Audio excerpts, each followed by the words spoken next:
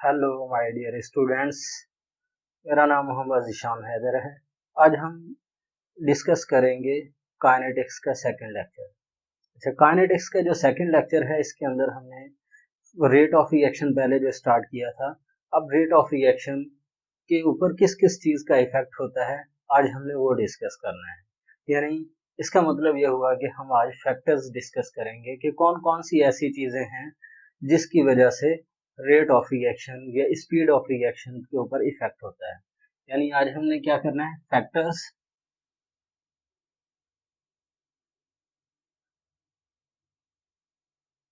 Affecting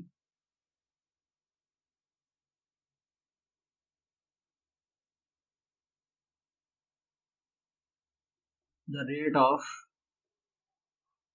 reaction. अच्छा, और आपने याद रखना है कि ये जो रेट ऑफ रिएक्शन होता है इसको स्पीड ऑफ रिएक्शन भी कहते हैं। ठीक है, यानी रेट ऑफ रिएक्शन या स्पीड ऑफ रिएक्शन के ऊपर कौन कौन से फैक्टर्स असर अंदाज होते हैं वो हम डिस्कस करेंगे। इसमें हमारे पास पहला फैक्टर जो है जैसे concentration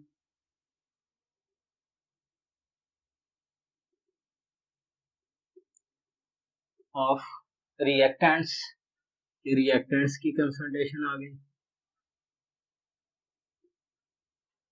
number 2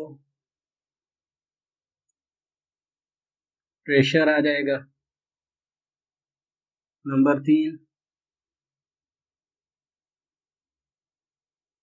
nature of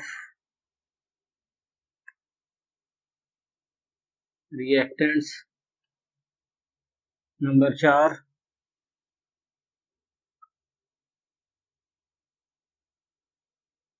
temperature. Number 5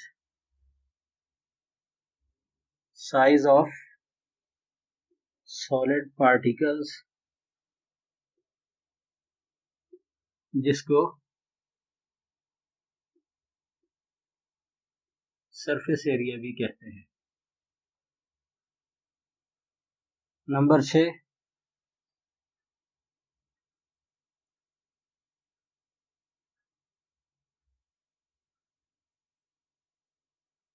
light. Number 7 catalyst.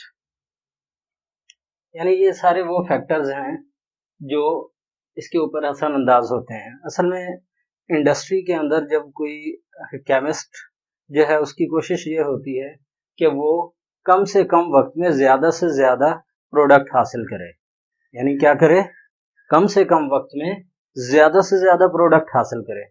और कम वक्त में ज़्यादा प्रोडक्ट हासिल करने का सिर्फ एक ही तरीका हो सकता है, वो ये है कि अगर हम क्या करते हैं कि ये जो फैक्टर्स हैं अगर इन फैक्टर्स को यूज करें। फैक्टर्स कौन कौन से हैं, कंसंट्रेशन ऑफ रिएक्टेंट, प्रेशर है, फिर नेचर ऑफ रिएक्टेंट्स है, टेम्परेचर है, साइज ऑफ सॉलिड पार्टिकल्स है, लाइट और कैटलिस्ट।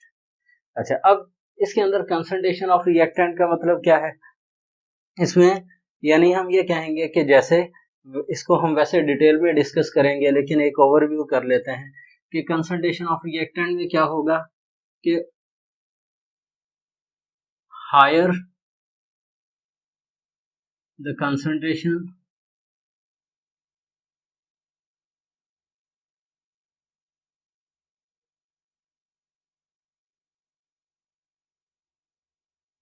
increases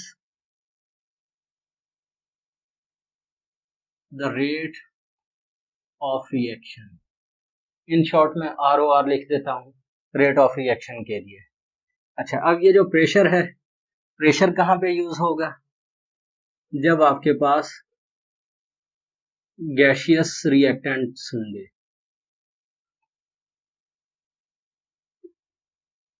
यानी गैसियस रिएक्टेंट अगर यूज कर रहे हैं तो फिर प्रेशर का इफेक्ट होगा। जितना आप प्रेशर बढ़ाते जाएंगे उतना ही रेट ऑफ रिएक्शन बढ़ता जाएगा। या प्रेशर को मैं P से शो कर देता हूँ, मैं ये साइन शो कर देता हूँ कि अगर आप बढ़ाएंगे प्रेशर को तो रेट ऑफ रिएक्शन जो है वो भी क्या हो जाएगा, बढ़ जाएगा। लेकिन ये कब होगा, जब सारे के सारे गैशियस होंगे। फिर नेचर ऑफ रिएक्टेंट का मतलब क्या है, नेचर ऑफ रिएक्टेंट में पोलर, नॉन पोलर, ये सारे के सारे आ जाएंगे। अच्छा, अब अगर हम नेचर ऑफ रिएक्टेंट्स की बात करें, एक फेज के लिहाज से होगा।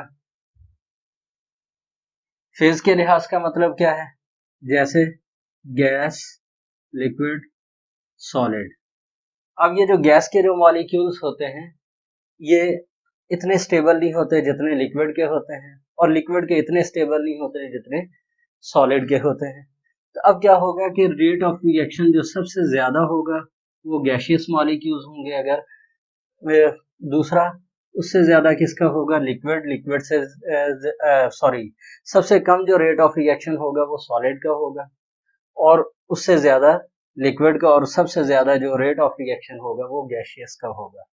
दूसरा इसके अंदर क्या हो सकता है, इफेक्ट ऑफ होमोजीनियस या फिर हेट्रोजीनियस। और तीसरा इफेक्ट जो है नेचर ऑफ बॉन्ड के ऊपर भी हो सकता है, नेचर ऑफ बॉन्ड्स के ऊपर हो सकता है। यानी फेजेस के लिहाज से क्या है कि अगर सारे के सारे गैसियस हैं तो उनका रेट ऑफ रिएक्शन ज्यादा होगा, जिस तरह हाइड्रोजन और फॉर एग्जांपल के हम कोई भी दूसरी गैस अगर यूज करते हैं, जैसे हम ले लेते हैं हाइड्रोजन और क्लोरीन, HCl बनता है। अब क्या है, दो हाइड्रोजन भी गैस है और क्लोरीन भी गैस है, तो अब क्या होता है कि जो HCl है वो बड़ी जल्दी से बनता है। तो ये एक तो हम ये यानी ये क्या है, सारे के सारे जो हैं वो आपके पास गैशियस हैं, और क्योंकि दोनों गैशियस हैं तो ये होमोजीनियस होगा। अब जो होमोजीनियस होते हैं इनका रेट ऑफ रिएक्शन ज्यादा होता है, और हेट्रोजीनियस का कम होता है। होमोजीनियस का मतलब क्या है, सेम फेज होगा, अगर लिक्विड है तो सारे के सारे लिक्विड होंगे, अगर गैस है तो सारे के सारे गैशियस होंगे, और अगर सॉलिड है तो सारे के सारे सॉलिड होंगे। और हेट्रोजीनियस में क्या होगा कि ये मिक्सअप हो सकता है, सॉलिड लिक्विड हो सकता है, गैस लिक्विड सॉलिड हो सकता है, यानी तीनों के तीनों स्टेट्स या फेजेस मौजूद हो सकती हैं। तीसरा नेचर ऑफ बॉन्ड्स में क्या होता है, हमें पता है कि जो आयनिक बॉन्ड्स होते हैं उनका रेट ऑफ रिएक्शन ज्यादा होता है, और इसकी निस्बत जो कोवलेंट होते हैं उनका कम होता है, क्योंकि कोवलेंट मॉलिक्यूल जो है उनको अपना पहले बॉन्ड को ब्रेक करना पड़ता है, ब्रेक करने के बाद फिर वो प्रोडक्ट फॉर्म करते हैं। तो ये आ जाएगा नेचर ऑफ रिएक्टेंट के अंदर। और टेम्परेचर, टेम्परेचर क्या बताता है कि अगर आपने टेम्परेचर को इंक्रीज किया तो आपका जो रेट ऑफ रिएक्शन है वो भी क्या हो जाएगा, इंक्रीज हो जाएगा। फिर क्या है, साइज ऑफ सॉलिड पार्टिकल्स। इसमें क्या होता है कि पार्टिकल साइज जितना छोटा होगा, मॉलिक्यूल्स उतनी आसानी से एक दूसरे के साथ कोलाइड कर सकेंगे, उतने आसानी से एक दूसरे से रिएक्ट करेंगे। तो उससे हमें क्या पता चलता है कि यानी पार्टिकल का साइज जितना बड़ा होगा उसका सरफेस एरिया उतना ही कम होगा, और जितना पार्टिकल साइज कम होगा उसका सरफेस एरिया उतना ज्यादा होगा। उसकी वजह क्या है, क्योंकि मॉलिक्यूल जो है उनके पास ज्यादा स्पेस, वो हर तरफ से एक दूसरे के साथ कोलाइड कर सकते हैं। यानी अगर आप क्या करते हैं कि फॉर एग्जांपल शुगर सॉल्यूशन बनाते हैं, या फॉर एग्जांपल आप सॉल्ट ले लेते हैं, सॉल्ट की एग्जांपल ज्यादा आसान रहेगी। अगर आप क्या करते हैं कि सॉल्ट अगर आप लेते हैं स्टोन की फॉर्म में, तो उसको डिसॉल्व करने के लिए आपको ज्यादा टाइम लगता है, क्योंकि सॉल्युबिलिटी जो है अचीव करने के लिए आपको ज्यादा देर उसको, बल्कि देखा जाए तो आपको ज्यादा देर उसको डिसॉल्व करना पड़ता है। लेकिन अगर आप क्या करते हैं कि आपको जो सॉल्ट है वो पाउडर की फॉर्म में मिले, क्योंकि अब उसमें क्या होगा, जितने मॉलिक्यूल्स हैं सारे के सारे आपके वाटर के साथ इन कांटेक्ट हैं, तो उसको डिसॉल्व करने में आपको इतना वक्त नहीं लगेगा। तो इसका मतलब क्या हुआ कि उसका जो सरफेस एरिया जो पाउडर की फॉर्म में आपके पास जो सॉल्ट है उसका ज्यादा होगा, और जो स्टोन की फॉर्म में है उसका कम होगा। तो सरफेस एरिया जितना कम होगा, या ये कह लें कि पार्टिकल साइज जितना छोटा होगा, रेट ऑफ रिएक्शन भी उतना ज्यादा होगा। यानी हम क्या कह सकते हैं, smaller the size of particle,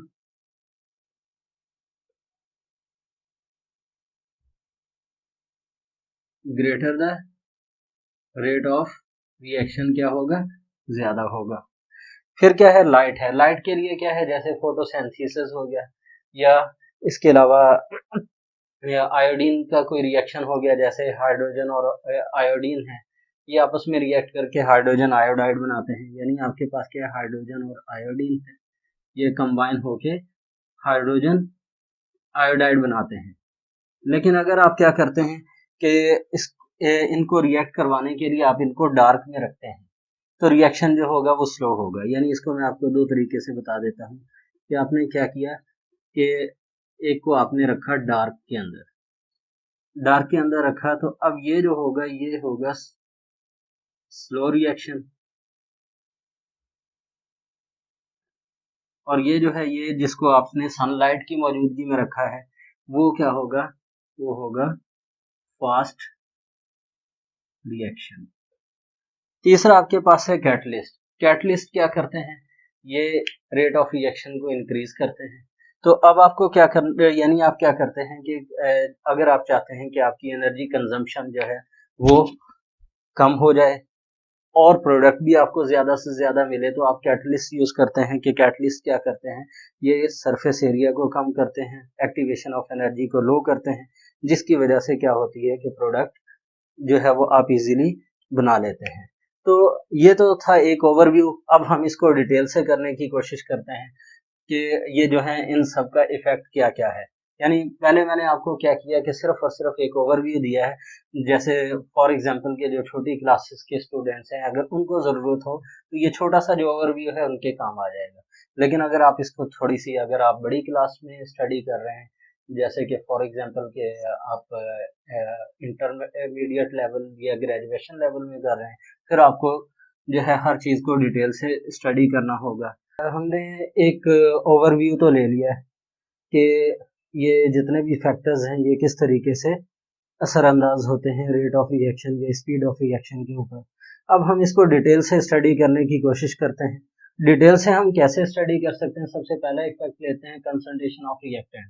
इसमें हमने फॉर एग्जांपल सोडियम थायोसल्फेट को HCl के साथ रिएक्ट करवा रहे हैं, उसके नतीजे में हमें सल्फर मिल रहा है। सल्फर डाइऑक्साइड और NaCl और वाटर भी साथ साथ फॉर्म होंगे। अच्छा, पहली चीज जो आपने याद रखनी है, speed of reaction is inversely proportional to the time. यानी इसका मतलब यह हुआ कि स्पीड ऑफ रिएक्शन जितनी ज्यादा होगी, टाइम उतना कम लगेगा।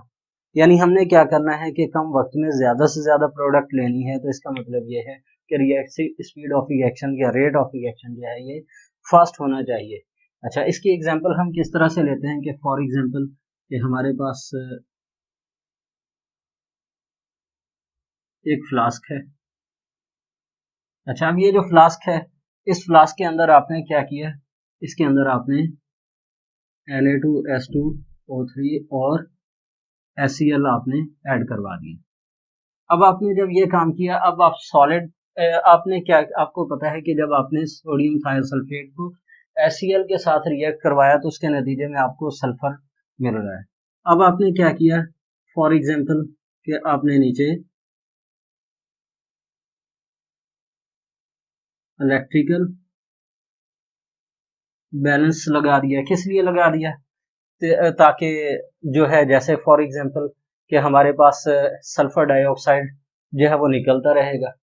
जितना निकलता रहेगा हम, यानी पहले हमने क्या किया, यहाँ पे जो हमारे पास ये सॉल्यूशन था इसका वजन किया।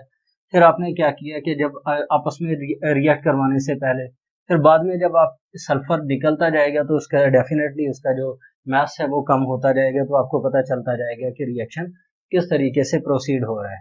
अब आपने क्या किया कि आप सल्फर फॉर्म कर रहे हैं। अब आपने फॉर एग्जांपल कि आप क्या करते हैं कि आपने पहले इन दोनों में से किसी एक की कंसंट्रेशन को इंक्रीज करते हैं। जैसे आपने सल्फर, ये जो है सोडियम थायोसल्फेट की कंसंट्रेशन को इंक्रीज किया तो उसके नतीजे में ज्यादा सल्फर बनेगा। या आपने HCl की कंसंट्रेशन को, यानी एसिड आपने ज्यादा यूज करवाया तो उसके नतीजे में सल्फर ज्यादा फॉर्म हो रहा है, यानी प्रोडक्ट ज्यादा बन रहा है। यानी दोनों सूरतों में क्या हो रहा है कि प्रोडक्ट की फॉर्मेशन ज्यादा हो रही है। तो इससे आपको क्या पता चलेगा कि कंसंट्रेशन जैसे जैसे बढ़ती जाएगी, स्पीड ऑफ रिएक्शन जो है वो भी बढ़ता जाएगा। यानी हम क्या कह सकते हैं कि आपने अगर इस तरफ आप ले रहे हैं कंसंट्रेशन, ठीक है, और इस तरफ आपने टाइम लिया। आपने क्या किया कि किसी भी एक रिएक्टेंट की कंसंट्रेशन आपने बढ़ाई, तो अब क्या होगा कि पहले कंसंट्रेशन कम थी, तो आपका ये रिएक्शन कुछ इस तरह से होगा। यानी जब कंसंट्रेशन ज़्यादा होगी तो आपको कम होगी तो टाइम आपको ज़्यादा लगेगा रिएक्शन को कंप्लीट करवाने में। जैसे फॉर एग्जांपल अगर हम यहाँ पे लेते हैं, इसको नीचे लें तो कंसंट्रेशन कम है, क्योंकि कंसंट्रेशन इस तरफ बढ़ेगी और टाइम ऊपर की तरफ बढ़ रहा है। फिर आपने क्या किया, जब यहाँ पे चेक कर रहे हैं, अब आपको क्या पता चल रहा है कि टाइम कम हो गया कंसंट्रेशन के बढ़ाने से। यानी जैसे जैसे कंसंट्रेशन इंक्रीज होती जाएगी आपका रेट ऑफ रिएक्शन जो है वो कम होता जाएगा। यानी अब क्या होगा, अब इससे हम क्या अंदाजा लगा सकते हैं, इससे हम ये अंदाजा लगा सकते हैं कि कंसंट्रेशन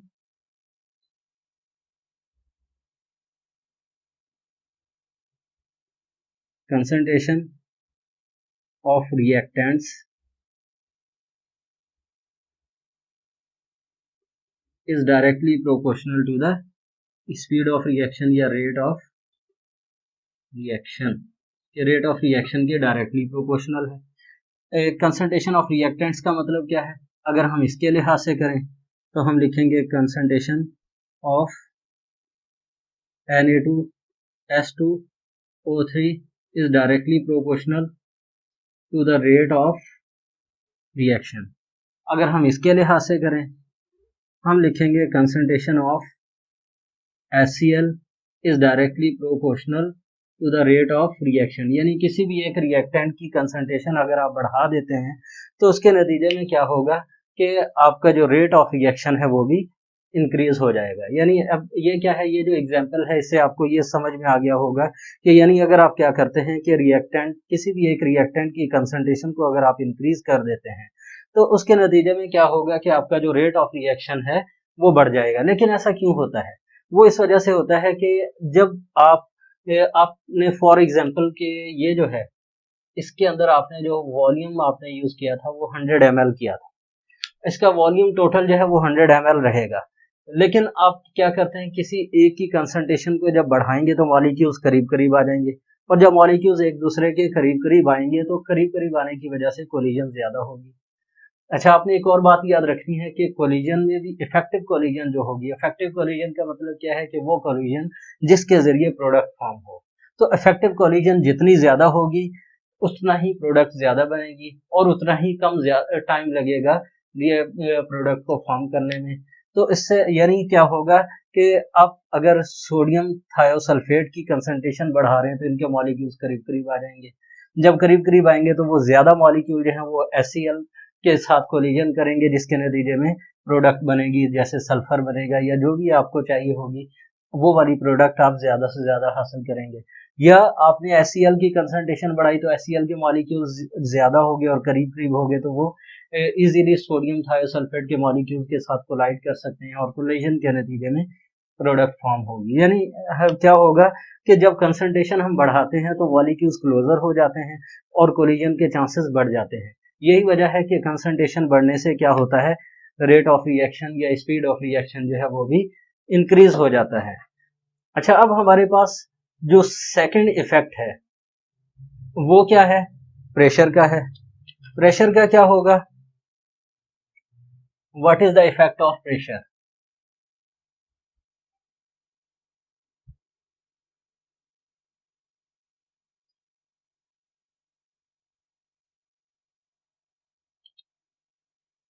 हमारे पास सेकंड इफेक्ट जो है वो है प्रेशर का। यहां पे मैं लिख देता हूं ओनली फॉर गैसियस फेज। यानी सिर्फ और सिर्फ आपने गैसेस के लिए यूज करना है। यानी इसमें क्या होगा कि गैसियस के लिए आप क्या करेंगे कि जैसे फॉर एग्जांपल आपने हाइड्रोजन और ऑक्सीजन को यूज किया है, उसके नतीजे में H2O फॉर्म हुआ। अच्छा, जब H2O फॉर्म होगा तो अब क्या होगा, अब आपने क्या किया कि अब यहाँ पे क्योंकि सारे के सारे गैसियस हैं, अब अगर आप प्रेशर को इंक्रीज करेंगे, अगर आपने क्या किया, प्रेशर को बढ़ा दिया, तो उसके नतीजे में क्या होगा, रेट ऑफ रिएक्शन जो है वो भी इंक्रीज हो जाएगा। यानी अगर आपने एक चीज को बढ़ाया, दूसरी चीज जो है वो खुद ब खुद ही बढ़ जाएगी। क्यों ऐसा होता है? क्योंकि हमें ये जो गैसियस जो होते हैं, इनका किसी और चीज पे तो इफेक्ट नहीं होगा, लेकिन प्रेशर के ऊपर होगा। कि अगर आप क्या करते हैं कि प्रेशर बढ़ाएंगे तो मॉलिक्यूल्स एक दूसरे के करीब करीब आ जाएंगे। जैसे फॉर एग्जांपल, मैं एक एग्जांपल लेता हूँ कि आपने क्या किया, आपने इसके अंदर कुछ रिएक्टिंग सब्सटेंसेस को ऐड कर दिया, या जैसे फॉर एग्जांपल आपने हाइड्रोजन और ऑक्सीजन के मॉलिक्यूल्स को ऐड कर दिया। अब आपने ऊपर से क्या किया, ऊपर से आपने प्रेशर अप्लाई किया। अब ये पिस्टन यहाँ पे आ गया। अब जब यहाँ पे आया तो अब क्या हुआ कि अब जो मॉलिक्यूल्स ऊपर की तरफ फैले हुए थे, अब वो मॉलिक्यूल्स करीब करीब आ गए। अब जब वो मॉलिक्यूल्स करीब करीब आए तो इसका मतलब यह है कि अब इन मॉलिक्यूल्स के कोलाइड ये इजीली कर सकते हैं। जब इजीली कोलाइड करेंगे, किस वजह से हुआ, प्रेशर के इंक्रीज करने की वजह से हुआ। तो अब क्या होगा कि आपने प्रेशर को इंक्रीज किया, रेट ऑफ रिएक्शन खुद ब खुद इंक्रीज हो जाएगा। यानी ये क्या है, ये इफेक्ट ऑफ प्रेशर है। कि प्रेशर को अगर आप क्या करते हैं कि प्रेशर जितना बढ़ाते जाएंगे, रेट ऑफ रिएक्शन भी क्या होता जाएगा, उतना ही इंक्रीज होता जाएगा। यानी इसमें क्या होगा कि आपने बस ये जहन में रखना है कि जैसे जैसे प्रेशर को बढ़ाते जाएंगे, रेट ऑफ रिएक्शन आपका जो है वो भी क्या होता जाएगा, इंक्रीज होता जाएगा। अच्छा, अब तीसरा हमारे पास जो इफेक्ट है कि वो है टेम्परेचर का। ये टेम्परेचर क्या करता है?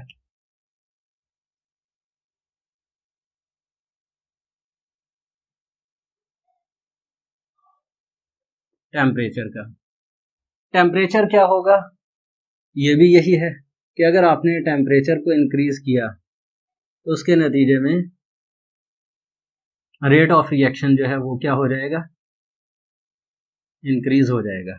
यानी हम ये कह सकते हैं कि temperature is directly proportional to the rate of reaction या speed of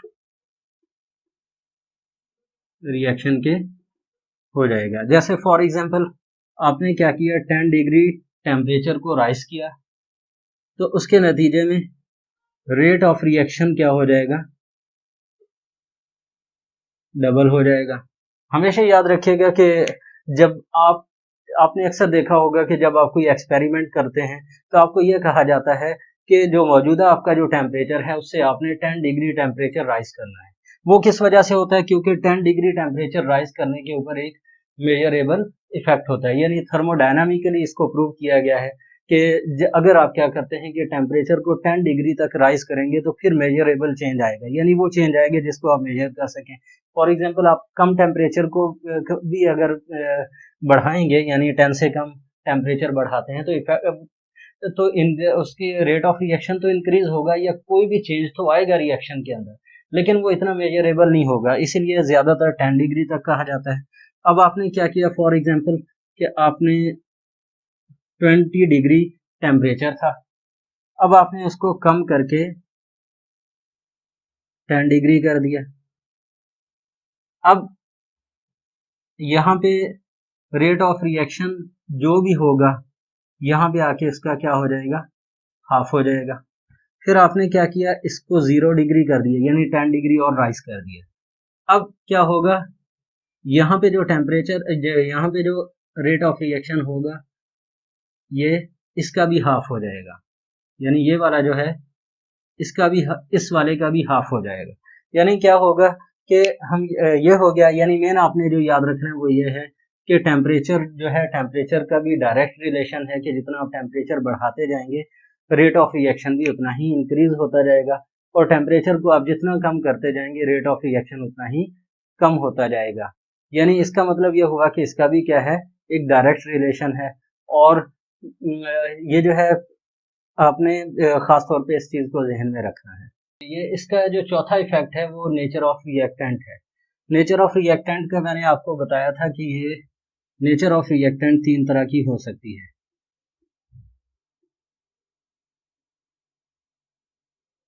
nature of reactants में आपको एक बताया था के फेज के लिहाज से हो सकती है। दूसरा मैंने आपको बताया था कि होमोजीनियस या फिर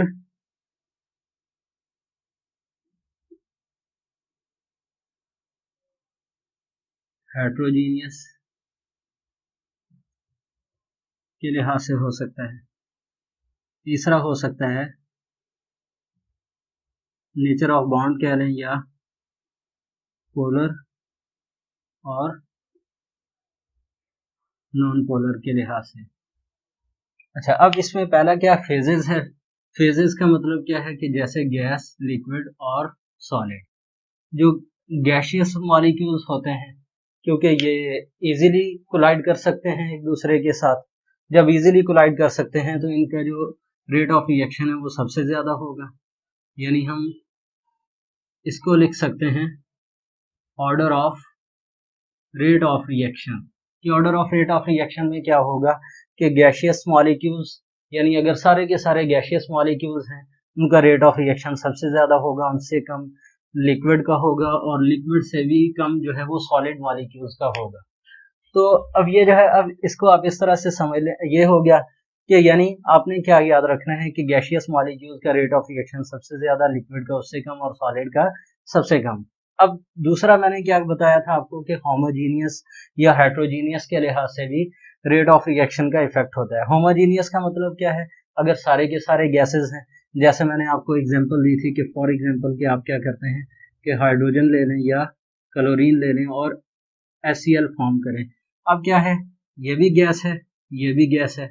जब ये दोनों के दोनों गैसियस हैं, अब क्या होगा, ये होमोजीनियस है। या आपके पास रिएक्टेंट ऐसे हैं जिसमें दोनों के दोनों लिक्विड हैं। तीसरा क्या होगा कि तीनों के तीनों यानी दोनों के दोनों सॉलिड हैं। तो ये क्या होगा, होमोजीनियस है, यानी जिसमें सेम फेज हो, सेम स्टेट हो। तो उसमें क्या होगा, उसका रेट ऑफ रिएक्शन, होमोजीनियस का रेट ऑफ रिएक्शन क्या होता है, ज्यादा होता है। यानी होमोजीनियस जो होते हैं, इनका अलग से मैं लिख देता हूँ यहाँ पे, homogeneous have greater rate of reaction than heterogeneous। तो heterogeneous से इनका रेट ऑफ रिएक्शन क्या होगा, ज्यादा होगा।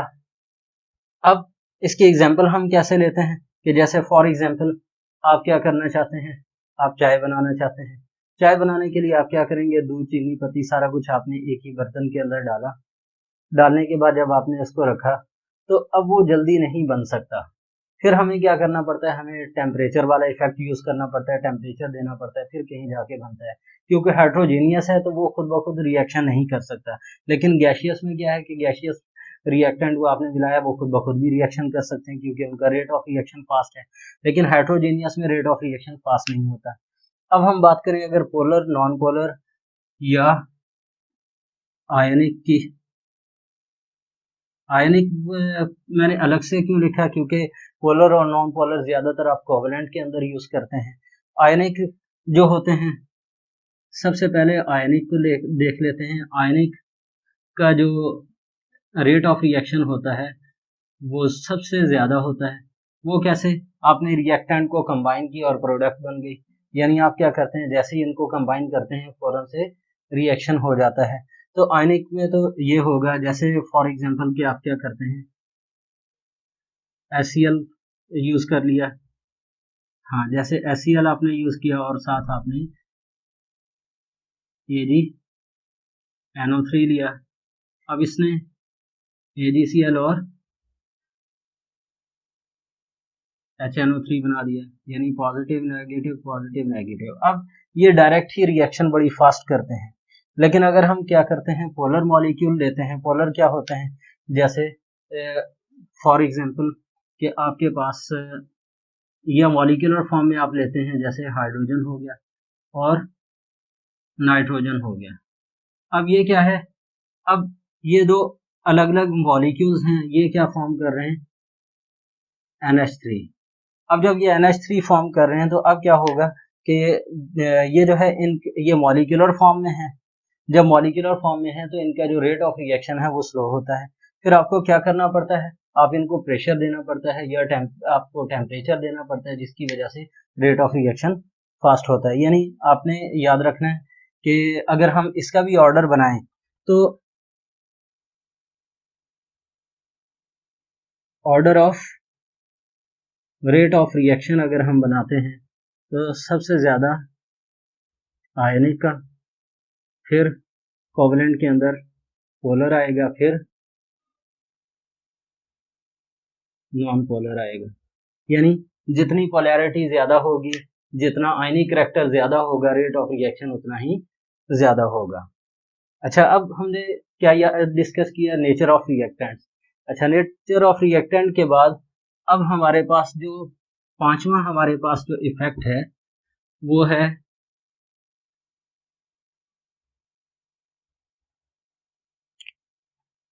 पांचवा क्या है, द साइज ऑफ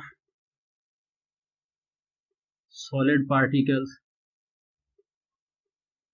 जिसको हम सरफेस एरिया भी कहते हैं।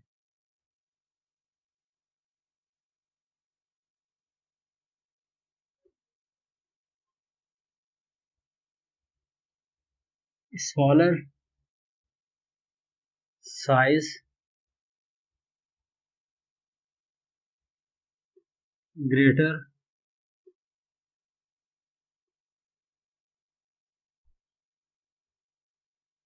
Surface area greater rate of reaction. यानी जितना साइज छोटा होगा सरफेस एरिया उतना ज़्यादा होगा और रेट ऑफ रिएक्शन भी उतना ही ज़्यादा होगा। इसकी एग्जांपल क्या है कि जैसे फॉर एग्जांपल आपने क्या किया, आपने एक बीकर लिया, बीकर के अंदर आपने एक सॉल्ट आपने डाल दिया स्टोन की फॉर्म में, और एक लिया, इसमें आपने सॉल्ट जो है वो पाउडर फॉर्म में डाला।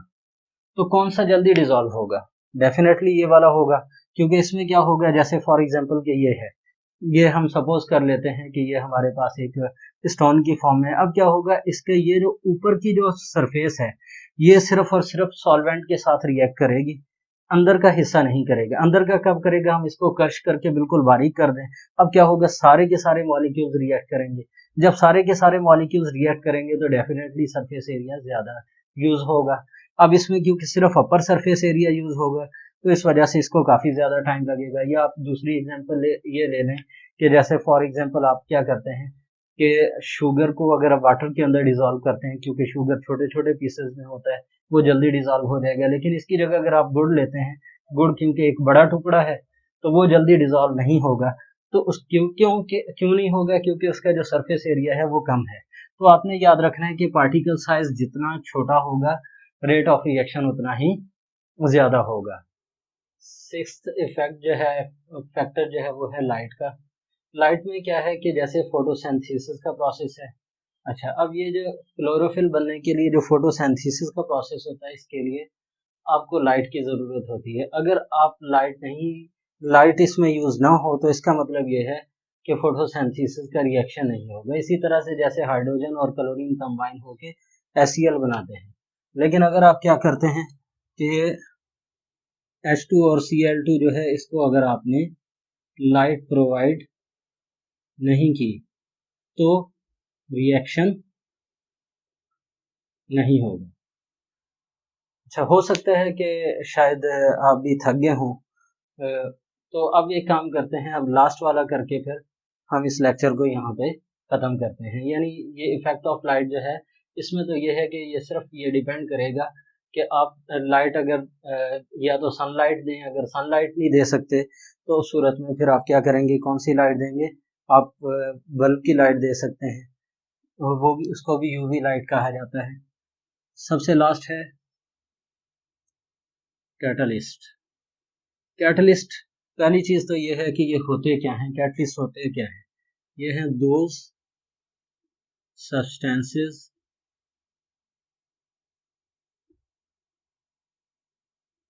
which enhance the rate of reaction and can be recovered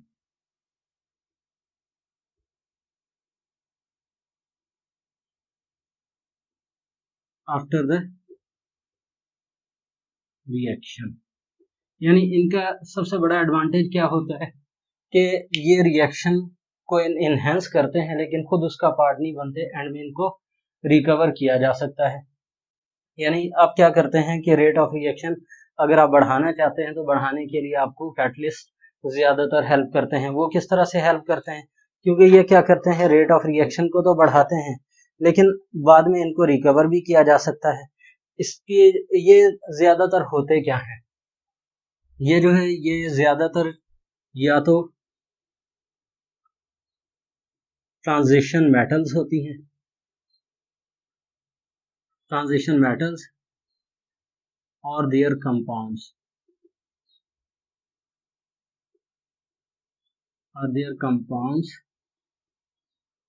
act as a catalyst।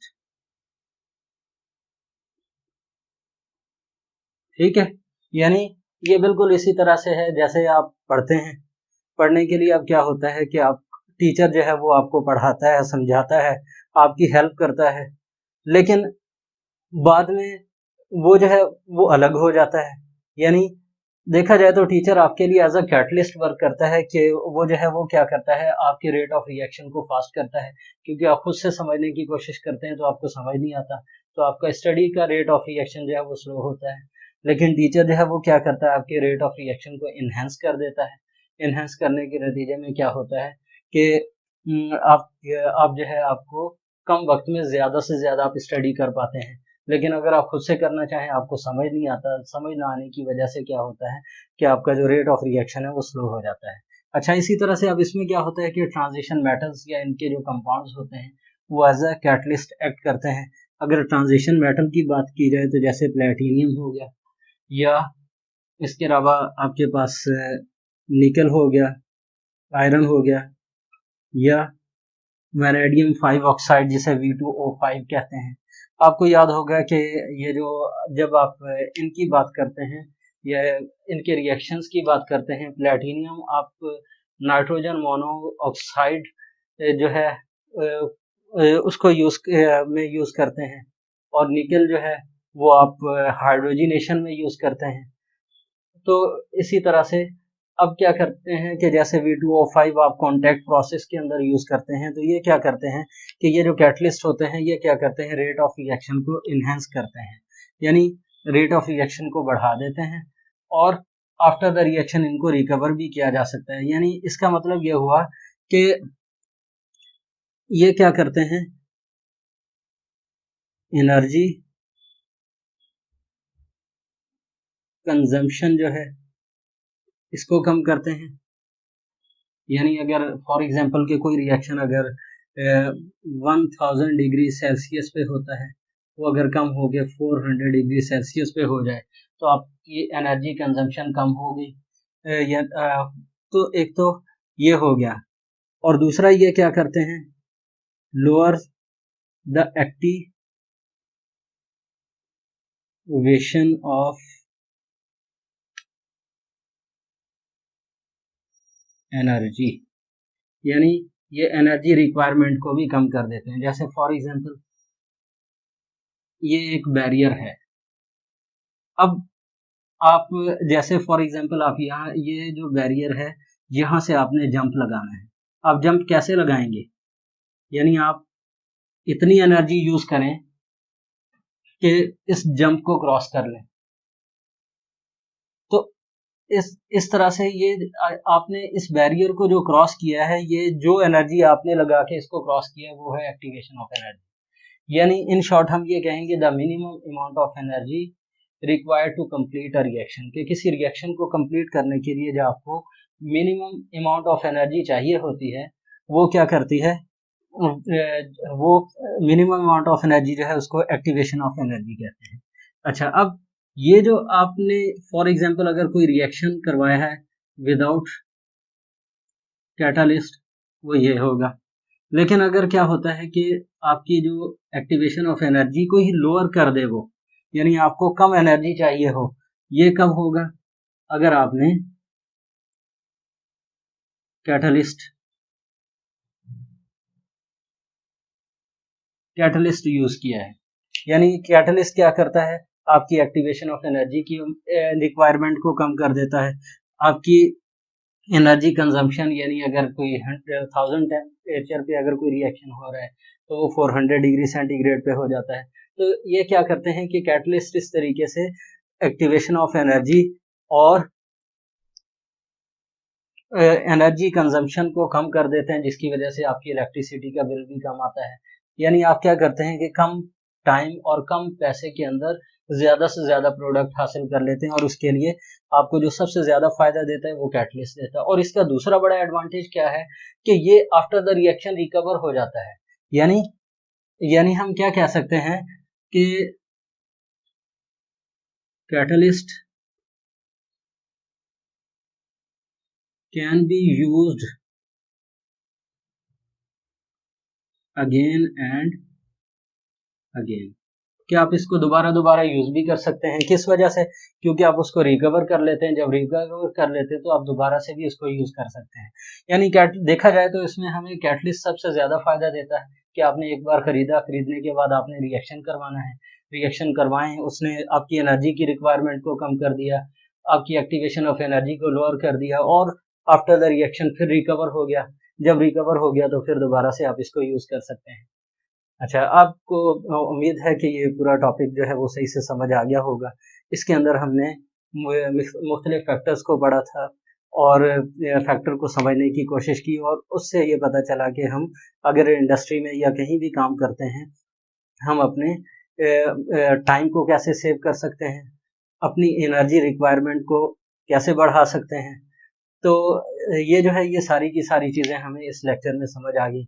अगर आप इसको कॉमन लाइफ में भी सोचना शुरू करें तो आपको ऐसा लगेगा कि ये एनर्जी ये जितनी भी चीज़ें हैं ये हमें फ़ायदा देती हैं। जैसे कैटलिस्ट की एक और मैं एग्जांपल देता हूँ। जैसे कुछ लोग अगर खाना बनाते हैं, खाना बनाने के लिए गोश्त वगैरह, जो बड़ा गोश्त होता है वो जल्दी जो है वो तैयार नहीं होता। उसको जल्दी तैयार करने के लिए वो उसके अंदर कच्चा पपीता डाल देते हैं। जो पपीता होता है वो एज अ कैटलिस्ट काम करता है, जिसकी वजह से वो गोश्त जो है वो जल्दी गल जाता है। क्यों होता है? क्योंकि एक तो ये है कि अब गोश्त को गलाने के लिए ज़्यादा एनर्जी की ज़रूरत होती है, तो पपीता उसकी एनर्जी रिक्वायरमेंट को कम कर देता है, और उस एनर्जी बैरियर जो ज़्यादा चाहिए होता है उसकी एक्टिवेशन ऑफ एनर्जी को भी लोअर करके कम वक्त में आप गोश्त को तैयार कर लेते हैं। तो कैटलिस्ट इस लिहाज से भी आपको फ़ायदा देता है। ये सारे के सारे फैक्टर जो हैं वो बहुत ही इजी थे। मुझे उम्मीद है आप सबको समझ आए होंगे, और आप जो है इस वीडियो को ज़्यादा से ज़्यादा शेयर करें, लाइक करें, कमेंट करें, और इसको सब्सक्राइब करें, और दूसरों को भी सजेस्ट करें कि वो इस चैनल को सब्सक्राइब कर लें, ताकि वो उनकी स्टडी रिक्वायरमेंट जो है उसके लिए ये कैटलिस्ट का काम करे। Thank you so much.